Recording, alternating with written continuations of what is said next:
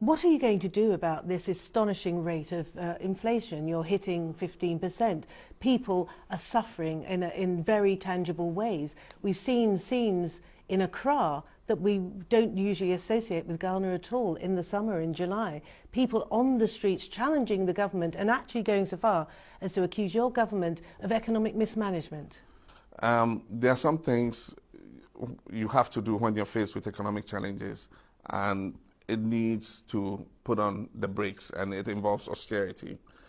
People are going to react when you are going through an austere period, and I think that is normal even in developed countries when you have to take certain measures to arrest some economic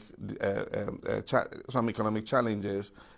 People feel the pinch and they will react, naturally to that. And there's a political price to be paid normally for austerity measures, as so many European leaders have found. I think that you must be prepared to pay any price, to ensure that the economy of your country is returned to stability and growth.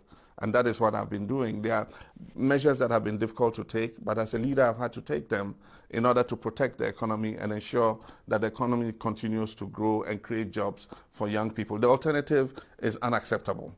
And so better to get some street protests against measures you're taking and protect the overall economy than let it crash and create a more politically unstable situation, going forward. And that's what we've been going through. The problem is, and you can tell me if I'm reading the situation right or not, the problem is that those who are going to be squeezed particularly, it's always the squeezed middle, isn't it, in most societies, they represent your core constituency. We're talking about an election in not too distant future, in 2 years. Yeah. This could have severe ramifications in terms of your electoral possibilities for the next election. I think that if you are explaining to the people what you're doing, then our people have a capacity to understand what is happening.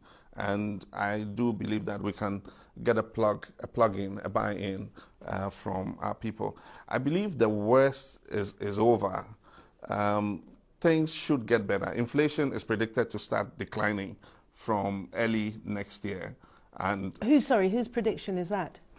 Our prediction, IMF prediction, is inflation is going to start to slowly decline, and by end next year we should be in a better place than we are this year. While we're going through this austerity program, we also are, undertaking social intervention programs to cushion the poorest, segments of our society. So you sound pretty confident, Mr. President, that you are going to be able to balance the books and get yourself out of this economic morass pretty soon.